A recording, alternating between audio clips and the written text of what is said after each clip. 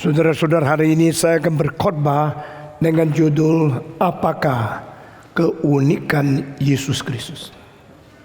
Di dalam Alkitab pernah ditanyakan satu pertanyaan di dalam Perjanjian Baru. Di antara semua orang suci ini, kepada siapakah engkau berpaling? Waktu saya masih remaja, saya tertarik dengan pertanyaan ini.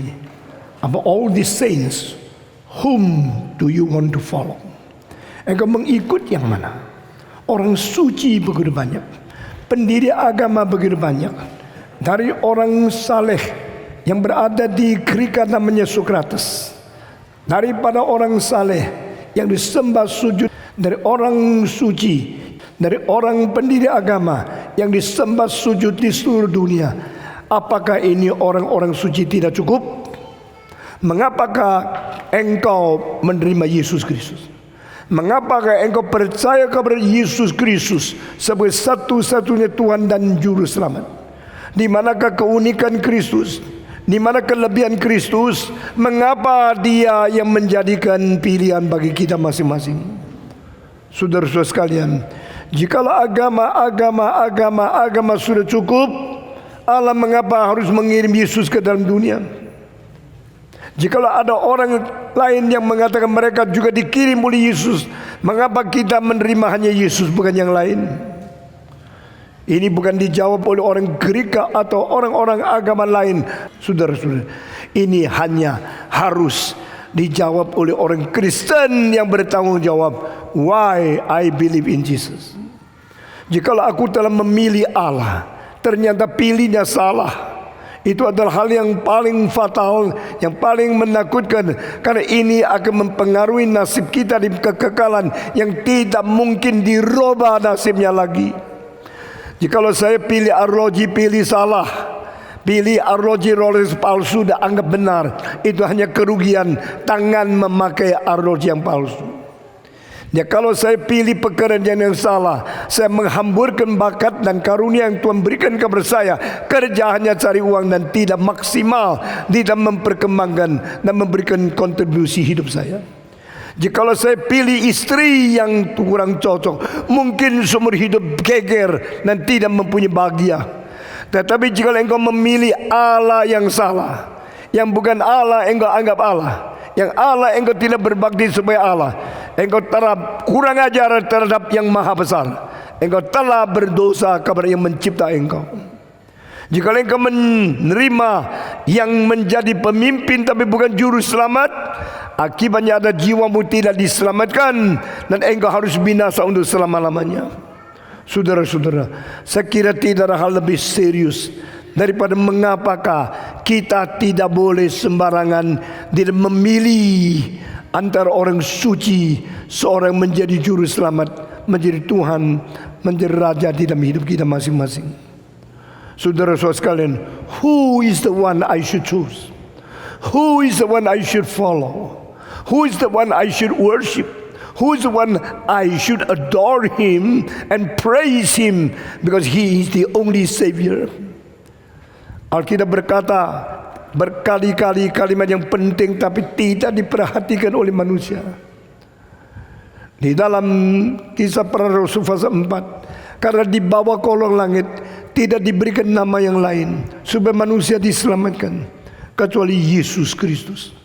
Apakah engkau kira Allah menipu? Apakah engkau kira Allah membohong, mengatakan kalimat ini hanya untuk menonjolkan seseorang yang tidak seharusnya monopoli di dalam hak untuk menyelamatkan manusia?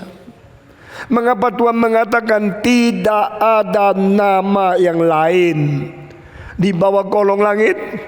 Berarti hanya satu yang engkau harus percaya, hanya satu yang engkau harus terima sebagai juru selamatmu. Tidak ada nama lain di bawah kolong langit, di dalamnya kita boleh diselamatkan kecuali Yesus Kristus. Demikian di dalam 1 Timotius 2 ayat 5 Paulus berkata, Allah itu esa adanya, dan di tengah-tengah Allah dan manusia pengantara itu juga esa adanya. There's only one God, and between God and man there's only one mediator, and he is the one who incarnate himself to be Jesus Christ. Hanya satu Allah, dan di tengah-tengah Allah dan manusia hanya satu pengantara, yaitu Dia yang sudah menjadi manusia, namanya Yesus. Saudara-saudara sekalian, mengapakah begitu penting? Mengapa begitu sempit? Mengapa hanya satu? Kenapa bukan yang lain? Bukankah semua agama menganggap dirinya mutlak? Semua orang menganggap diri agama mereka itu adalah agama yang paling baik, sehingga dengan memutlakkan diri menggeser yang lain. Engkau bilang, bukankah Kristen juga begini? Jikalau orang lain tidak menerima Kristen, orang Kristen tidak menerima yang lain, mengakibatkan dunia tidak berdamaian. Dunia ada percecokan, perkelahian, pertikaian, kebencian. Bukankah karena masing-masing memutlakkan diri, dan akibat memutlakkan diri dengan sendirinya menjadi penggeseran bagi orang lain? Tetapi saya mau memberikan satu dalil yang penting. Yang mutlak itu adalah yang mutlak. Yang tidak mutlak itu adalah tidak mutlak. Yang tidak mutlak tidak boleh dimutlakkan. Yang mutlak tidak boleh tidak dimutlakkan. Kita ambil contoh 2 tambah 2 itu berapa? 2 tambah 2 berapa? 4. Mari kita menghargai satu dengan lain. Ada orang mengatakan 2 tambah 2 itu 5. Oke. Ada orang mengatakan 2 tambah 2 itu 8. Oke. Ada orang mengatakan 2 tambah 2 itu 7. Oke. Mari kita jangan menyinggung perasaan. Mari kita sama-sama menghormati, biar semua itu rata dan semua itu dipuji. 2 tambah 2 4. oke. 2 tambah 2 itu 7, oke. 8, oke. 5, oke. 1000, oke. Jika ada 1000 orang memberikan 1000 jawaban, biar 1000 dipuji, 1000 itu ditoleransi, 1000-nya diterima dan sama-sama dihargai. Saudara-saudara, mendadak ada satu makanan, selain saya semua salah. Kalau orang itu mengatakan selain saya semua salah, maka semua menuding dia, mengatakan kurang ajar kamu, engkau terlalu sombong karena engkau memutlakkan diri. Siapa kamu berani mengatakan selain engkau semua salah? Engkau menghina, tahu tidak engkau cuma satu, kita 999. Jikalau 999 itu adalah mayoritas dan yang satu itu minoritas, maka mayoritas memakai kekuatan menekan. Engkau harus takluk karena ini mayoritas, engkau taat sama kita. Begitu banyak mengatakan itu angkanya tidak tentu harus 4. Kenapa engkau mengatakan 4? Dan orang itu tak mengatakan 2 tambah 2 itu adalah 4. Selain saya semua salah. Mari kita bunuh dia, mari kita penjarakan dia, mari kita gantung dia, mari kita menyembelih dia, karena dia kurang ajar. Dia mengatakan semua salah, hanya dia betul. Siapa kamu? Orang itu mengatakan, saya adalah si 4 itu. Saudara-saudara, dia sendiri adalah 4, dan dia mengatakan 2 tambah 2 adalah dia, karena dia itu 4. Nah, saya mau tanya, apakah si 4 itu mengatakan hanya dia yang betul, yang lain salah? Dia terlalu sombong? Jawab. Si 4 mengatakan hanya saya yang betul, yang lain semua salah. Apakah itu berarti dia terlalu sombong? Tidak. Apakah dia terlalu congkak, terlalu menghina orang lain? Tidak. Karena hanya dia yang berlayak mengatakan dia betul. Karena dialah si 4 itu. 2 tambah 2 adalah 4. Maka si 4 mengatakan adalah saya. Itulah keadaan di mana orang tidak mengerti mengapa Kristus dianggap begitu sombong. Cuma Yesus. Alkitab selain Petrus mengatakan di bawah kolong langit tidak ada nama lain yang diberikan kekuatan untuk menyelamatkan. Selain Paulus mengatakan di dalam Yesus Kristus satu-satunya pengantara. Ada kalimat yang lebih keras lagi. Yesus berkata, I am the truth, I am the way, and I am the life. Not even one man come to the Father but by me. Akulah jalan, kebenaran dan hidup. Tidak ada seorang pun kembali kepada Bapa kecuali melalui aku. Kalimat ini bukan dikatakan oleh Petrus, bukan dikatakan oleh Paulus, tapi dikatakan oleh Yesus Kristus sendiri. Orang mengatakan Yesus terlalu sombong, terlalu sempit, terlalu congkak, terlalu kaku, terlalu berani untuk mengangkat diri sebagai satu-satunya juru selamat. Saudara-saudara, jikalau memang dia juru selamat, kenapa dia tidak mengatakan dia juru selamat? Jikalau memang dia adalah satu-satunya pengantara, mengapa dia tidak berhak mengatakan dia satu-satunya pengantara? Memang kalau dia satu-satunya nama yang diberikan oleh Allah, Allah kenapa tidak boleh membuktikan dia satu-satunya? Barang siapa yang menolak ini, menolak kebenaran. Barang siapa menolak Yesus, menolak Tuhan Allah. Inilah Alkitab di mana Yesus berkata, barang siapa yang menerima aku di hadapan Bapakku di surga, aku menerima orang itu. Barang siapa yang tidak mengaku aku di hadapan Allah, aku tidak mengaku orang itu. Saudara-saudara mengetahui kenapa orang Kristen yang sejati harus begitu gigih, harus begitu tekat, harus begitu berani mengumumkan Kristus satu-satunya juru selamat. Memang ia adalah yang fakta, ia adalah yang mutlak itu. Jikalau yang mutlak tidak ada, kita tidak bicara tentang siapa yang mutlak, karena mutlak tidak ada. Tapi kalau engkau berani mengatakan mutlak tidak ada, engkau tidak boleh mengatakan dengan semakin mutlak. Kalau engkau mengatakan dengan sangat mutlak, berarti di dalam hati sanubarimu sedalam-dalamnya engkau percaya mutlak itu ada, tapi engkau tidak mengaku orang lain mutlak kecuali engkau sendiri. Saudara-saudara, di dalam hal ini hanya bedanya yang mengatakan mutlak memang mutlak atau tidak. Kalau dia memang mutlak, dia mengatakan dia mutlak, mari kita menerima dia mutlak. Kalau dia tidak mutlak, dia mengatakan dia mutlak. Mari kita tolak dia mutlak. Yang mutlak tidak boleh dijadikan tidak mutlak. Yang tidak mutlak tidak boleh dijadikan mutlak, karena memang hakikinya dia bukan mutlak. Itu sebab saudara-saudara, waktu kita menerima Tuhan, kita mengaku Yesus Kristus, kita mempunyai kepercayaan yang mutlak itu memang ada. Dan yang mutlak itu berhak memperkenalkan diri sebagai yang mutlak. Bukan dispekulasi oleh manusia, bukan ditakar, diimajinasikan oleh manusia, atau dijunjung tinggi oleh manusia karena mayoritas menyetujui dia. Saudara-saudara, God is God, and God says, "Beside me there is no God." Allah berkata, "Akulah Allah satu-satunya, di luar saya tidak ada Allah." Allah mengatakan, "Inilah anakku yang kukasihi, dengarlah kepada dia."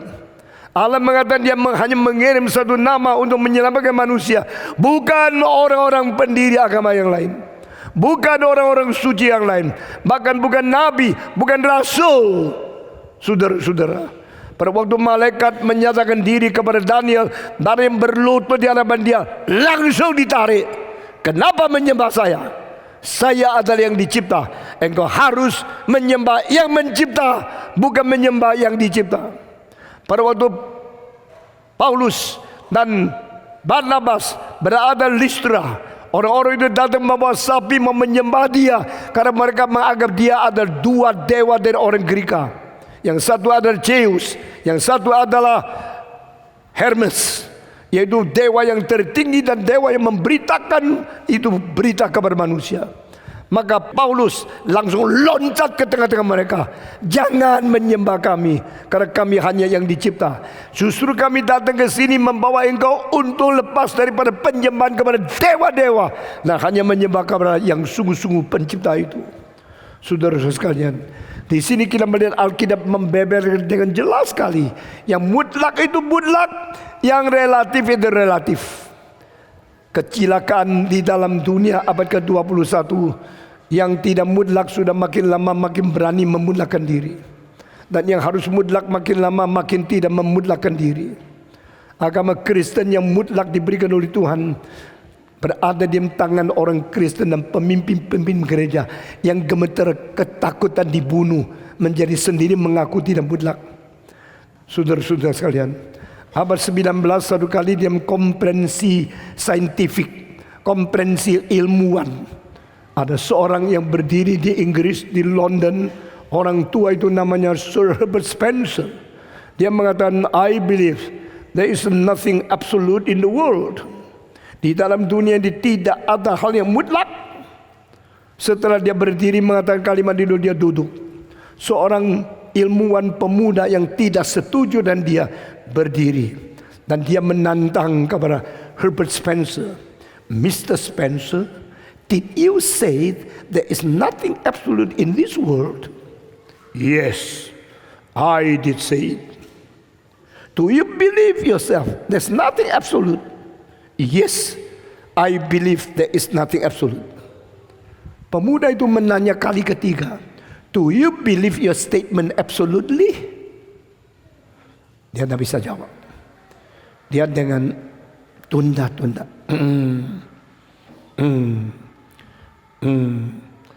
Kalau dia masih hidup, hari ini masih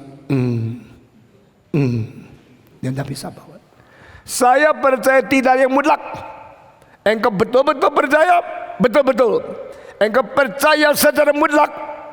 Tidak bisa bicara. Kalau dia tidak percaya mutlak, tidak bisa dia bilang saya mutlak percaya tidak ada mutlak.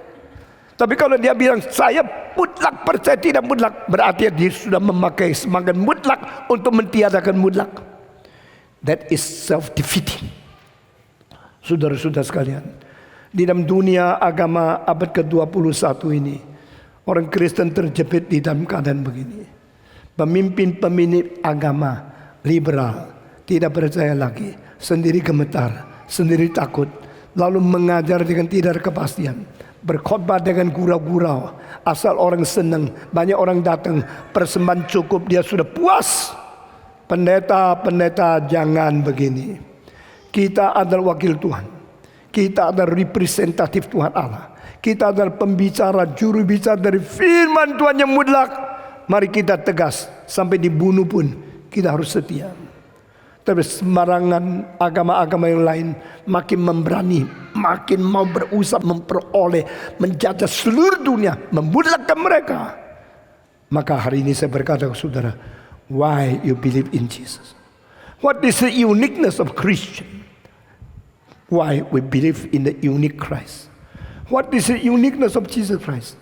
Apakah yang menjadi kelebihan dan keunikan daripada Yesus Kristus yang berbeda dari semua pendiri agama? Saudara-saudara, Yesus Kristus mempunyai keunikan. Dia sebelum lahir dari kekal sudah berada. Semua pendiri agama baru ada setelah dilahirkan. Sokrates sebelum dilahirkan tidak ada. Semua pendiri-pendiri agama yang lain sebelum dilahirkan di dunia tidak ada.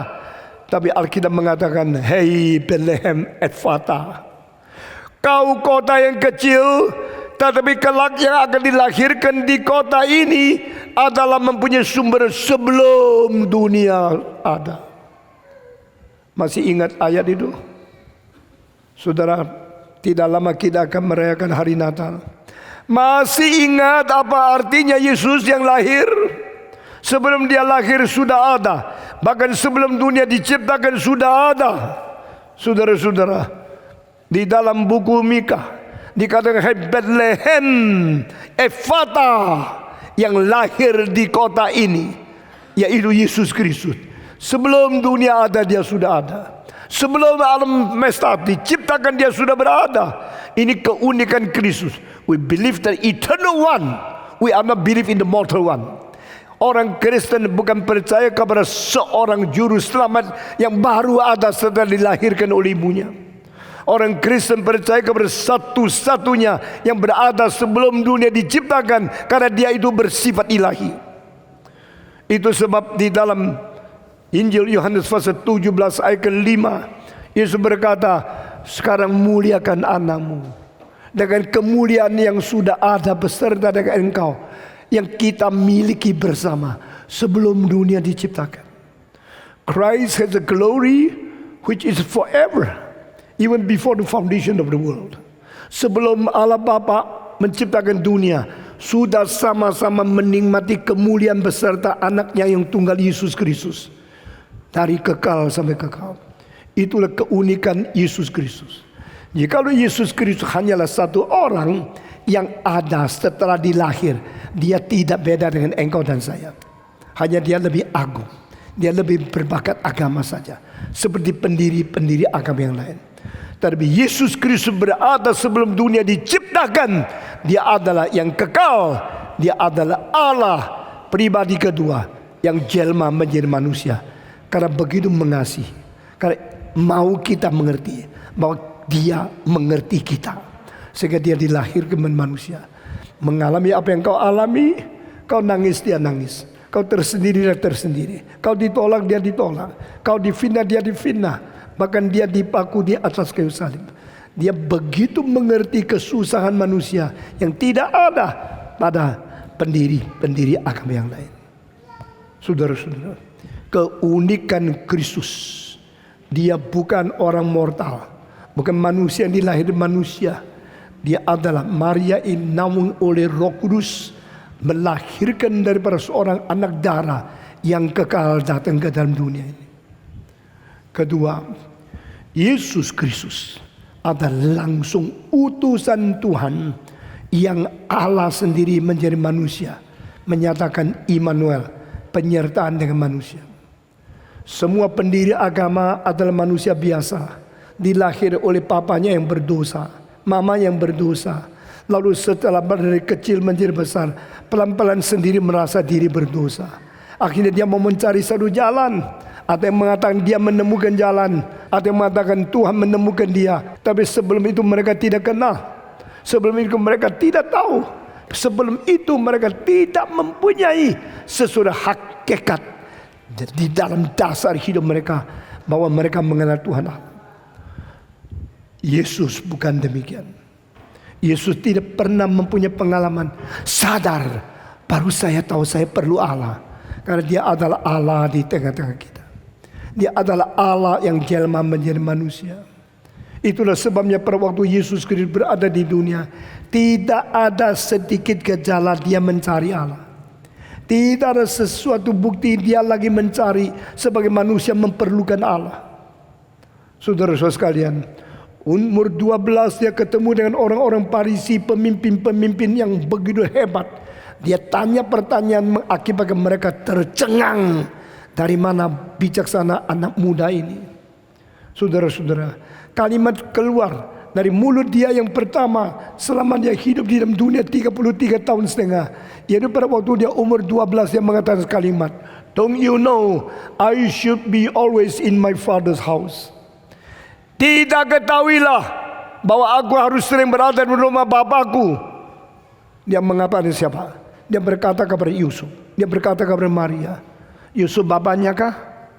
Maria ibunya kah? Lalu dia berani mengatakan di hadapan Yusuf, tidak tahukah aku harus selalu di rumah bapakku? Padahal itu bait Allah. Itu bukan rumah daripada Yusuf yang menjadi tukang kayu.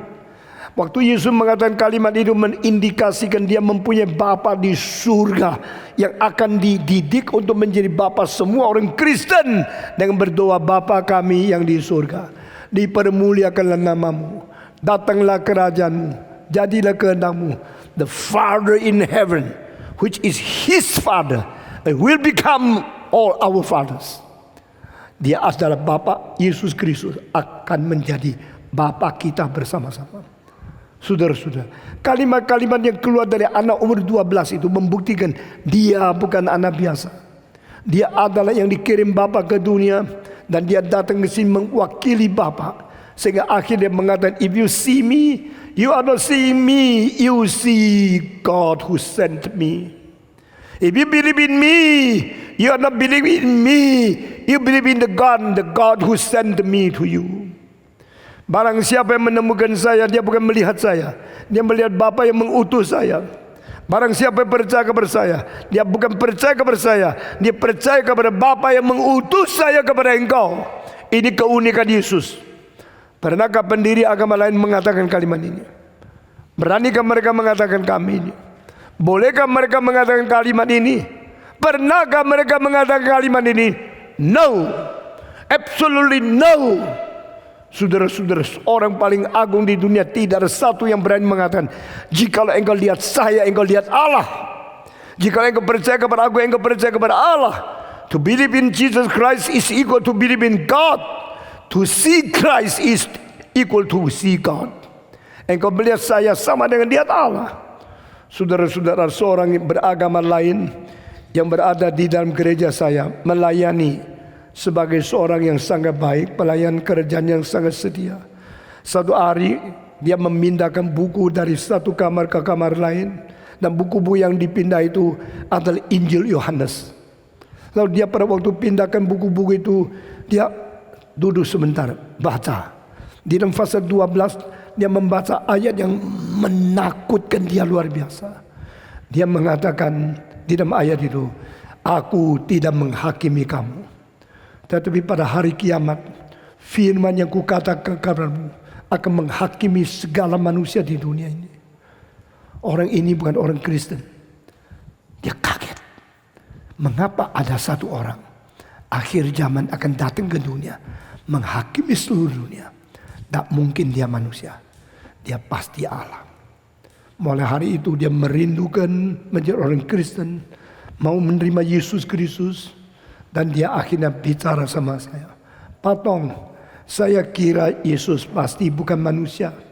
Dia pasti adalah Allah yang menjadi manusia. Karena saya tidak pernah mengetahui ada seorang manusia berani berkata setelah dunia kiamat saya akan kembali menghakimi seluruh dunia. Siapa berhak menghakimi seluruh dunia kecuali Allah? Jika Yesus bukan Allah, tak mungkin dia mengatakan kalimat seperti ini. Itu sebab saya mau percaya Yesus Kristus. Saya mengatakan, agama apa engkau? Agama saya yang lama tidak percaya Yesus adalah Allah. Karena Allah adalah Allah, tak mungkin menjadi manusia. Jadi sekarang engkau mau apa? Saya mau dibaptiskan. Saya mau ikut katekisasi. Dan setelah dia percaya Yesus, istrinya tidak boleh dia pegang tubuhnya. Tidak boleh tempat tidur lagi. Tidak boleh bersetubuh dengan dia. Sudah punya anak, dibuang. Dia sedih setengah mati. Saya menjadi orang Kristen, saya dibuang oleh istri saya. Dibuang oleh papa saya. Tetapi saya tahu Yesus adalah Tuhan. Saya percaya dia adalah Tuhan. Bagaimana Pak Tong? Saya bilang, bagaimanapun engkau tidak boleh menceraikan istrimu yang agama lain. Engkau harus setia sampai mati. Kecuali dia menceraikan kamu, nikah sama orang lain, baru engkau boleh menikah lagi. Engkau kalau tidak mencintai istrimu dan tidak rela setia sama dia, Tuhan marah sama kamu. Tapi saya sekarang Kristen. Saya bukan tidak mau dia, saya mau dia menjadi orang Kristen. Dia tidak mau. Dia membuang saya, menceraikan saya, menyuruh anaknya tidak boleh melihat saya. Sudah 8 tahun hal ini terjadi. Dan sampai sekarang dia masih kirim uang untuk istri sama anaknya. Tetapi 4 tahun yang lalu istrinya menceraikan dia. Pergi pengadilan. Lalu dia datang kepada saya. Bagaimana saya? Saya bilang, kalau dia sudah cerai, tidak mau engkau. Paulus berkata, jikalau ada istri yang mau pergi, biar dia pergi. Maka sekarang, kalau engkau sudah diceraikan, engkau boleh menikah. Tuhan akhirnya mempersiapkan seorang istri Kristen yang baik sekali. Dan mendapatkan seorang anak yang ganteng luar biasa. Saudara-saudara sekalian, orang ini dipimpin oleh Tuhan. Dia bukan seorang membabi buta. Bukan seorang mengikut-ikut saja. Dia ada orang yang mau mengerti, mau tahu kebenaran. Alkitab berkata, barang siapa mencari kebenaran, dia pasti menemukan kebenaran itu. Barang siapa haus dan dahaga, barang siapa yang lapar dan ingin mendapatkan kebenaran, Tuhan pasti mengisi dia sampai kenyang. Orang ini menemukan sendiri. Bukan saya yang berkhotbah, bukan orang lain yang Kristen yang menginjili dia. Tidak ada rayuan, tidak ada paksaan. Dia menemukan di dalam firman Yesus menghakimi dunia. Jika Yesus menghakimi dunia, tidak mungkin dia manusia biasa. Dia pasti Tuhan Allah. Dia sering menjadi orang Kristen yang baik, setia pekerjaan, dan sangat dipercaya oleh seluruh gereja. Saudara-saudara sekalian, setiap minggu dia dan istrinya ikut kebaktian, baca kitab suci, menjadi orang Kristen yang setia. Jikalau engkau adalah hamba Tuhan, adalah majelis, adalah orang Kristen lama, adalah orang anggota KOR yang suka memuji Tuhan, tapi imanmu tidak seperti orang Kristen sejati, engkau akan mempermalukan nama Tuhan. Jikalau engkau sungguh-sungguh setia dan tekun mengikut Tuhan, engkau akan memuliakan nama Tuhan, akan membawa banyak jiwa kembali kepada Tuhan. Keunikan Kristus pertama, sebelum dunia ada, dia sudah ada. Keunikan Yesus kedua, dia adalah yang dikirim Tuhan ke dalam dunia ini. Bukan utusan dari manusia, utusan dari Allah sendiri. Keunikan ketiga dari Yesus Kristus, dia adalah satu-satunya manusia yang tidak berdosa. Saudara-saudara, siapakah yang mungkin tidak berdosa? Siapakah mungkin tidak bersalah? Konghucu mengatakan tidak ada seorang mungkin hindar daripada berbuat salah. Tetapi kalau orang sudah berbuat salah, mengaku salahnya, dan dia akan menjadi orang yang baik. Suneng uguo guo nengkai san mo tayan. Kebajikan tidak lebih dari ini. Inilah manusia. Hanya Yesus Kristus yang pernah berkata kalimat ini. Siapa di antara kamu yang bisa menunjukkan dosaku? Kalimat ini muncul cuma satu kali di dalam sejarah. Kalimat ini muncul cuma satu kali melalui mulut satu orang. Kalimat ini cuma satu kali dibicarakan satu orang, yaitu Yesus, di dalam sepanjang sejarah sejak Adam dicipta sampai sekarang. Who among you can point out my sin? Siapa di antara kamu yang bisa menunjukkan dosaku? Silakan. Setelah tantang ini keluar dari mulut Yesus Kristus, di dalam 2000 tahun lebih tidak ada jawaban. Tidak ada satu orang bisa menunjukkan dosa Yesus Kristus. Tapi bagaimana dengan nabi-nabi? Saudara-saudara, siapa yang pernah mengatakan kalimat ini? Para nabi-nabi di dalam perjanjian lama semua mengaku mereka berdosa.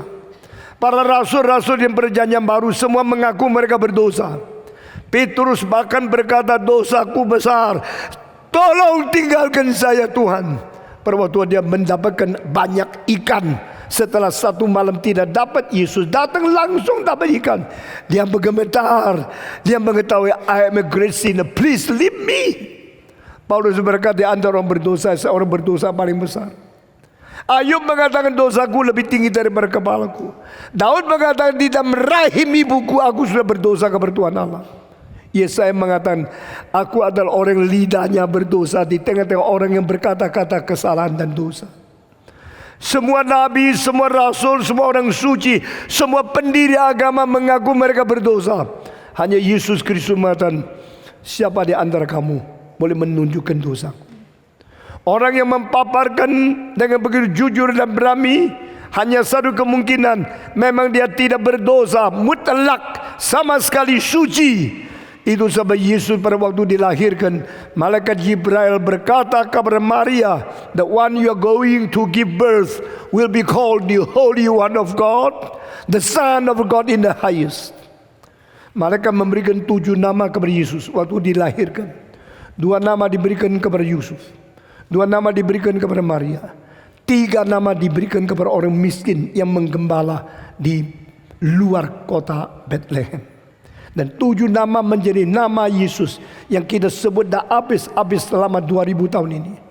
Nama Yesus bukan diberikan oleh mamanya atau papanya, bukan diberikan oleh Maria atau Yusuf, karena mereka hanya mama pinjaman, hanya papa yang memelihara.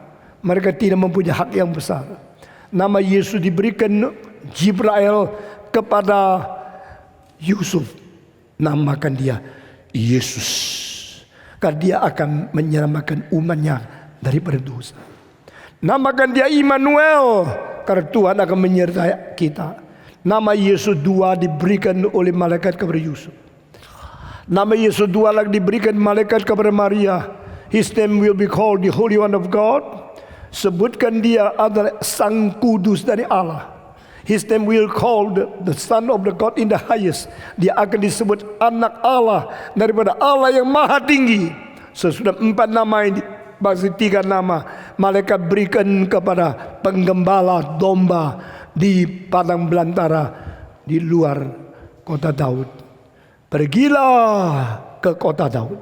Engkau menemukan seorang bayi dibungkus dengan kain putih. Itulah tandanya. Itulah Kristus, Tuhan yang dilahirkan sebagai juru selamat bagi kita. Kita menyebut Yesus, kita menyebut Kristus, kita menyebut Tuhan, kita menyebut Immanuel, kita menyebut dia adalah juru selamat, kita menyebut dia Sang Kudus, kita menyebut dia anak Allah yang maha tinggi. 7 nama ini semua bukan diberikan oleh bapa dan ibunya Yesus, diberikan oleh malaikat. Saudara-saudara, dan di sini perhatikan kalimat ini. He must be called the Holy One of God, Sang Kudus dari Allah. Istilah Sang Kudus dari Allah lain semua dengan orang-orang suci di dunia atau orang-orang Katolik yang dikanonisasikan. Itu adalah orang berdosa yang dikuduskan. Yesus adalah yang suci, suci, suci. Pribadi kedua turun menjadi manusia. The Holy One from God, yang kudus dari Allah, lahir di dalam dunia. Saudara-saudara, ini keunikan Yesus Kristus. Dia tidak berdosa. Itu sebab keunikan akan menurut dengan keunikan yang Sang Kudus ini. Dan karena dia tidak berdosa, maka dia bisa menanggung dosa. Adakah pendiri agama yang menanggung dosa? Adakah pendiri agama yang menanggung dosa bagi orang-orang mengikut dia? Satu-satunya yang tidak berdosa dan menanggung dosa sehingga mati di atas kayu salib mengganti kita dan menanggung dosa kita adalah Yesus Kristus. Amin. Inilah keunikan Kristus. Saudara kira Yesus di antara pendiri agama? Sama. Jikalau kamu Kristen tidak mengerti keunikan Kristus, lebih baik jangan menjadi orang Kristen. Jikalau ada orang Kristen, biar engkau mengerti kenapa saya menjadi orang Kristen, kenapa saya terima Kristus. Among all the saints, whom among them you should follow. Di antara semua orang suci yang begitu banyak, yang mana yang kau perlu mengikuti? Hanya satu. Karena dia ada sebelum dunia ada. Karena dia utus langsung oleh Tuhan Allah. Karena dia tidak berdosa, dia orang suci. Karena dia mengganti dosa kita di atas kayu salib. The one you bear our sins, punished, cursed, and crucified on the cross, because He take away the sin of the world, is Jesus Christ. Lihatlah domba Allah yang mengangkut dosa seluruh dunia. Kalimat dari siapa? Kalimat dari Yohanes Pembaptis memperkenal, lihatlah domba Allah, behold the Lamb of God who takes away the sins of the world. Kita bersyukur karena ada satu yang menanggung dosa kita, mengangkut dosa kita, yang menanggung dosa kita, membuang dosa kita, dan melepaskan kita dari kuasa dosa, yaitu Yesus Kristus. Mengapa percaya Yesus? Karena keunikan-keunikan seperti ini. Selain itu masih ada keunikan Yesus Kristus. Ada.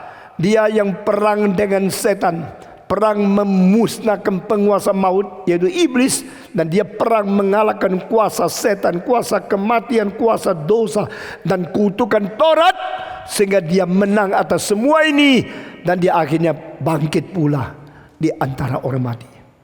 Kita bersyukur kepada Tuhan, tidak ada orang yang bangkit dari antara orang mati kecuali Yesus Kristus yang satu kali bangkit, hidup selama-lamanya.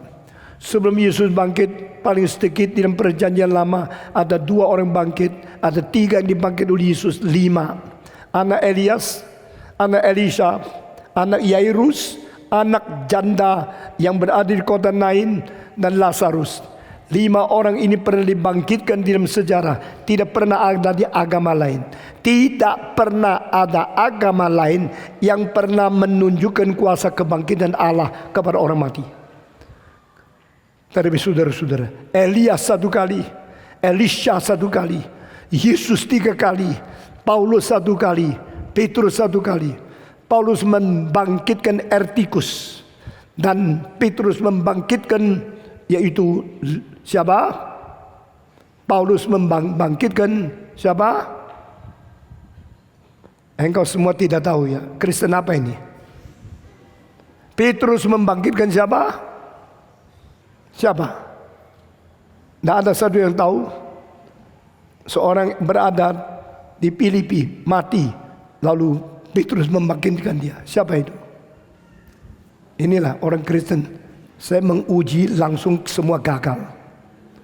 Siapa yang dibangkitkan oleh Petrus? Ada yang ingat? Siapa yang dibangkit oleh Petrus? Kamu tidak jawab, saya juga tidak jawab. Saya perintah engkau pergi baca kitab suci baik-baik. Yang Paulus bangkitkan adalah pemuda yang duduk di atas tembok. Waktu khotbahnya terlalu panjang, dia jatuh. Paulus tidak mengatakan, "Aduh cilaka, saya khotbah terlalu panjang sampai kamu jatuh, mati. Saya sudah bangkit, pulang-pulang."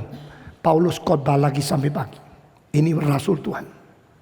Sekarang banyak gereja main-main.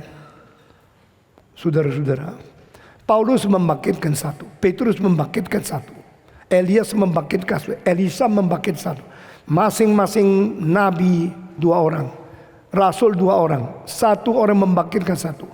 Yesus Kristus yang melampaui nabi, melampaui rasul, sendiri membangkitkan 3 orang. Anak Yairus yang umur 12, anak daripada kota Nain, seorang janda yang hanya mempunyai seorang anak tunggal. Lalu Yesus membangkitkan Lazarus, adik daripada Marta dan Maria. 7 orang dibangkitkan, tapi ini semua setelah bangkit. Tidak lama kemudian mereka mati lagi. Hanya Yesus Kristus mengatakan satu kalimat di dalam Wahyu pasal 1 ayat 18. I ever died and now I resurrected. I will live forever and evermore. No more dying. Yesus berkata, aku pernah mati dan sekarang aku bangkit lagi. Aku akan bangkit dan hidup selama-lamanya, tidak mati lagi. Lihatlah, di dalam tanganku ada kunci daripada alam maut. Saudara-saudara, ini semua firman. Ini semua kalimat-kalimat dari Allah yang memberikan kitab suci kepada kita. Kristus yang memegang kuasa alam maut. Kristus yang memegang kunci di dalam neraka. Dan dialah yang mengalahkan penguasa maut, yaitu iblis. Ini keunikan Yesus Kristus. Masih ada banyak keunikan Kristus. Kalau saya masih ada waktu, saya bisa membicarakan 1-2 jam lagi. Yesus mempunyai keunikan yang lain. Dia tidak pernah mengatakan sorry kepada orang. Dia tidak pernah mengatakan ampunilah saya, maafkan saya tadi lambat karena macet. Yesus tidak pernah mengatakan maafkan saya salah karena saya ketiduran, saya salah karena saya lupa. Dia tidak perlu minta ampun sama manusia, karena dia adalah satu-satunya yang tidak pernah berdosa apa-apapun. Saudara-saudara, keunikan seperti ini tidak ada pada pendiri agama yang lain. Semua yang lain begitu banyak keteledoran, begitu banyak kelupaan, begitu banyak kesalahan, begitu banyak kelalaian. Saudara-saudara, itu sebab kita mempunyai seorang juru selamat yang sempurna, mutlak suci, dan dia bukan saja sudah mengalahkan dosa, dia bangkit pula untuk selama-lamanya. Apa bedanya Kristus dengan pendiri agama yang lain? Semua pendiri agama yang lain akhirnya mati, dikuburkan atau disiarkan abunya setelah dibakar. Mereka tidak pernah hidup terus. Mereka ada ajalnya. Mereka ada waktu terakhirnya hidup, menghembuskan napas terakhir, dan mereka meninggal dunia. Ada yang meninggal dunia dengan kecewa. Ada yang meninggal dunia minta pertolongan murid-muridnya. Doakan saya supaya saya dapat tempat baik di sisi Tuhan. Yesus tidak pernah. Yesus naik ke surga. Dia tidak perlu didoakan. Dia tidak perlu minta tempat baik di sisi Tuhan. Karena dia memang adalah Allah yang turun dari surga ke dunia, dan sesudah dia kembali ke surga. Di dalam Injil Yohanes pasal 16 ayat 28. Aku keluar dari Bapa, masuk ke dalam dunia. Aku meninggalkan dunia, kembali kepada Bapa. Dia satu-satunya yang berberitahu, bertanggung jawab dari mana dia. The only one who tell us with a responsibility where was he from. Tidak ada seorang pendiri agama yang memberitahu dia dari mana. Kalau engkau tanya semua pendiri agama dari ibu, hanya Yesus mengatakan, I come from Father in heaven. Aku turun dari surga ke dunia. I come into the world. Aku masuk ke dalam dunia ini. And I will depart from this world and return to my Father. Saya akan pergi kepada Bapa. Saudara-saudara, hanya satu-satunya yang begitu unik. Bukan saja demikian, Alkitab berkata, Tuhan telah menjadikan dia duduk di sebelah kanan Allah Bapa. Christ sit beside the right hand of God. Apa artinya Yesus duduk di sebelah kanan Allah Bapa? Di situ tidak ada pendiri agama yang lain, hanya satu-satu Yesus. Karena dia menang terhadap kuasa dosa dan setan. Karena dia telah mengalahkan semua kejahatan di dunia. Dan dia diberikan julukan pertama pemenang, kedua penguasa, dan ketiga yang diterima. He was delighted, accepted. Duduk di sebelah kanan berarti sudah diterima baik. Yesus datang ke dunia, akhirnya dia kembali ke surga. Karena apa yang dia kerjakan di dunia diterima baik oleh Allah Bapa. Anakku yang kukasihi, you are my only begotten son. You are delighting me. I delight in you. Dengarlah kepada dia, anak satu-satunya ini. Listen to him. I was least delighted by him. Kita bersyukur kepada Tuhan. Yesus naik ke surga, diterima, maka di tempat kanan. Kedua, pemenang, maka diberikan tempat di kanan. Ketiga, penguasa, diberikan tempat di tempat kanan. Ini tiga hal keunikan, tidak ada pada yang lain. Terakhir saya berkata kepada saudara, He will return again. He will come back to the world. Yesus akan kembali ke dalam dunia.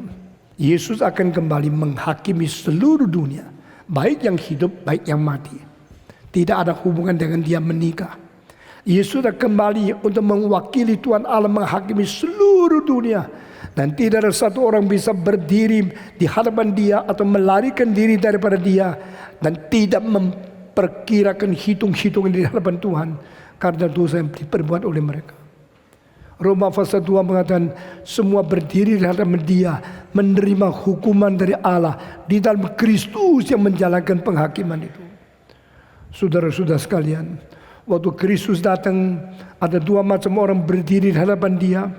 Pertama, berdiri di hadapan takhta penghakiman. Kedua, adalah berdiri di takhta Kristus. Saya membedakan dua hal ini. Apa artinya? Orang Kristen yang sudah diselamatkan tidak akan dihakimi lagi. Menurut Ibrani pasal 9 ayat terakhir, there's no more judgment for Christians. Nothing to do with the judgment. Any judgment of sin we have been avoided already. Kita sudah dibebaskan daripada segala penghakiman tentang dosa, karena Kristus sudah menanggung dosa kita di atas kayu salib di dalam tubuhnya sendiri. 1 Petrus pasal 2 ayat 24. He bear all our sins on the cross in His own body. Di dalam tubuh Kristus Dia menanggung dosaku, digantung di atas salib. Itu sebab pada waktu Yesus datang kembali, nothing to do with condemnation and judgment of our sin. Tidak ada lagi penghakiman dosa kepada kita. Tetapi yang dunia yang tidak percaya kepada Dia, yang bukan orang Kristen sejati, yang bermain-main di dalam agama, mereka semua akan dihakimi oleh Yesus Kristus. Dan orang Kristen yang tidak dihakimi tentang dosanya tetap menghadapi Allah di dalam takhta Kristus. The throne of Christ, bukan the throne of the white marble, bukan satu takhta Arias putih. Itu adalah penghakiman untuk semua dosa. Kita tidak di situ. Kita dihakimi di hadapan takhta Kristus, the throne of Christ. Apa itu berarti? Kesetiaanmu, kesungguhanmu, ketekunanmu itu akan dihakimi, bukan dosamu yang dihakimi. Jika engkau sudah menjadi orang Kristen yang sungguh-sungguh, engkau tidak lagi dihakimi dosanya. Engkau akan dihakimi, engkau melayani Tuhan, motivasi bersinta. Engkau mencintai Tuhan dengan embel-embel motivasi yang lain tak. Engkau betul-betul melayani Tuhan atau melayani uang. Engkau betul-betul suci menghadapi Tuhan atau engkau korupsi. Semua penghakiman-penghakiman ini adalah untuk orang Kristen tentang kesetiaan, kesungguhan kita. Saudara-saudara, inilah kekristenan. Inilah yang tidak ada pada agama lain. Saudara, jangan ketakutan karena agama lain orangnya banyak, kita sedikit. Justru kita sedikit tapi kita mengetahui siapa yang ku percaya. I know whom I believe. Aku mengetahui siapa yang ku percaya. Kalimat siapa? Kalimat siapa? Semua tidak bisa jawab. Siapa yang sudah pernah baca kitab suci satu kali dari muka sampai belakang? Coba angkat tangan. Ini Kristen apa ini? Jangan ketawa, kita mesti nangis. Kalau pacarmu memberikan surat engkau tidak baca, kurang ajar. Kalau Tuhan sudah memberikan kepada kita kitab suci, kita tidak baca, bagaimana menghadap Tuhan? Seorang pendeta di Inggris yang waktu tua umur 80 lebih sudah memelihara anak yatim piatu lebih ribuan orang. Saben hari doa baca kitab suci. Orang tanya dia, kenapa engkau beriman sekuat ini? Karena engkau mencintai Tuhan sehebat seperti ini. Dia mengatakan, saya tidak ada apa-apa. Saya cuma baca kitab suci, mengerti firman Tuhanku. Saya sudah baca dari permulaan sampai akhir lebih 120 kali seumur hidup. Besok kita semua ketemu Tuhan. Tuhan tanya, berapa setia engkau kepadaku? Engkau berani menamakan diri majelis, menamakan diri anggota kur, menamakan diri pelayan aku.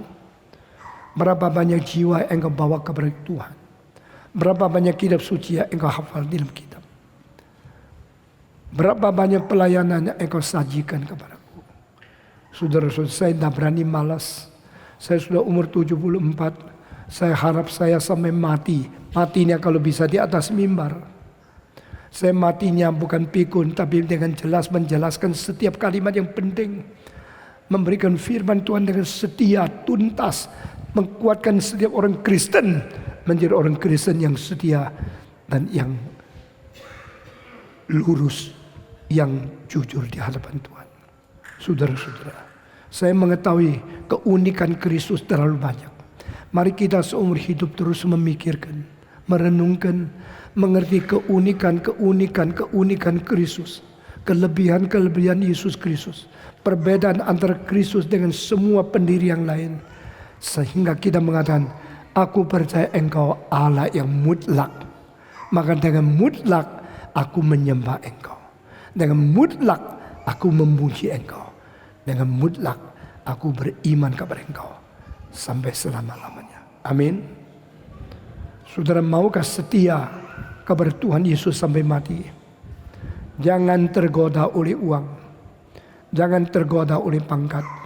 Karena itu semua akan menjadi kutukan jika Tuhan datang kembali menghakimi engkau. Tapi barang siapa yang setia kepada Dia, Tuhan akan mengingat, memelihara dia di dalam kekekalan di hadapan Tuhan Allah. Kiranya segala kemuliaan kembali kepada Bapa. Mari kita berdoa. Bapa di dalam surga, kami berterima kasih. Malam ini kami boleh bersama-sama memikirkan keunikan Kristus.